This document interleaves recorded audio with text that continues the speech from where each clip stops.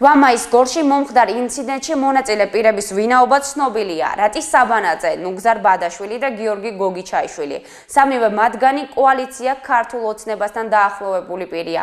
მათგან ერთ-ერთი ოცნების სახელით თვითმმართველობის არჩევნებშიც იღებდა მონაწილეობას. ის კენჭს სოფელ დიცში იყრიდა, თუმცა ხალხის ნდობა ვერ მოიპოვა.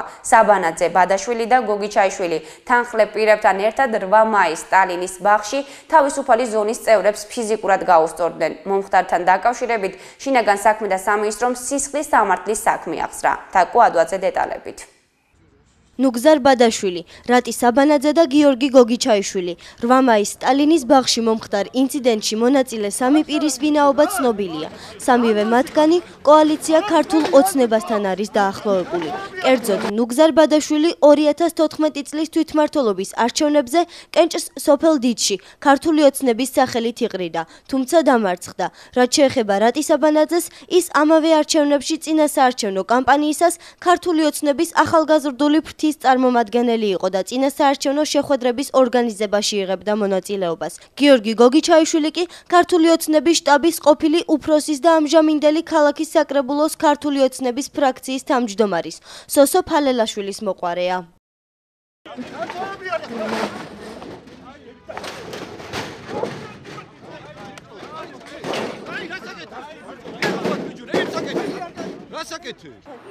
ფალელაშვილი ადასტურებს, რომ გოგიჩაიშვილი მისი მოყვარეა, თუმცა ამაში პრობლემას ვერ ხედავს და ამბობს, რომ აღნიშნული მოქალაქეებს შორის მომხდარი კონფლიქტია და არა პოლიტიკური დაპირისპირება.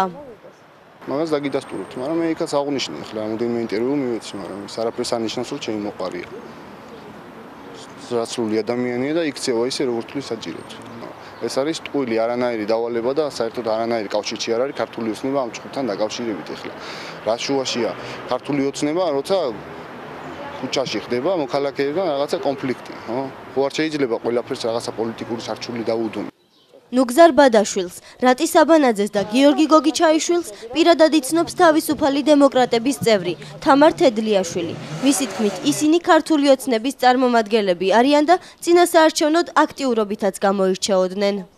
როდესაც წარმოადგენ პარტიას, ხარ მისი წევრი, ან თუნდაც მხარდამჭერი და ძალიან აქტიურად ჩახარ რომელიმე პარტიის გვერდით, უნდა კონდეს შეგნებული, რომ ყოველი შენი საქციელი თუ სიტყვა იქნება აღქმული როგორც პარტიის მიერ ნააზრევი.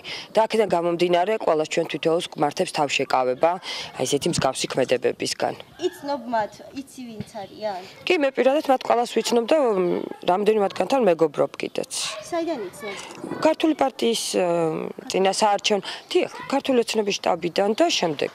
ერთიანი ნაციონალური მოძრაობის გორის ოფისში აცხადებენ, რომ აღნიშნული ქართულ ოცნებასთან პირდაპირ კავშირშია. კახალ ობჟანიძის თქმით, თავისუფალი ზონის მიერ გამართული აქციის ჩაშლა სწორედ ქართული ოცნების მიერ იყო შეკვეთილი. ხელისუფლებაში ქართული ოცნებაა ახლა და პირდაპირ მათ უკავშირდება, აბა სხვავის უნდა დაუკავშიროს, სხვას არანაირი ინტერესი არ აქვს ჩვენთან და მე ვიტყოდი, რომ ესეთი რაღაცეები უნდა აღიკვეთოს საერთოდ და უნდა გამოეძოს და ლოგიკურ შედეგებამდე უნდა მივიდეს გამოძიება. ჩვენ მოვითხოვთ გამოძიებას და ამ ადამიანების დასჯას, რომლებიც მონაწილეობდნენ ამ ვანდალურ აქტში და ამ მუშტიკრივში. მომხდარ ინციდენტს ახალი მემარჯვენეების ლიდერი შიდა ქართლში, სოსო ბორცვაძეც ეხმაურება.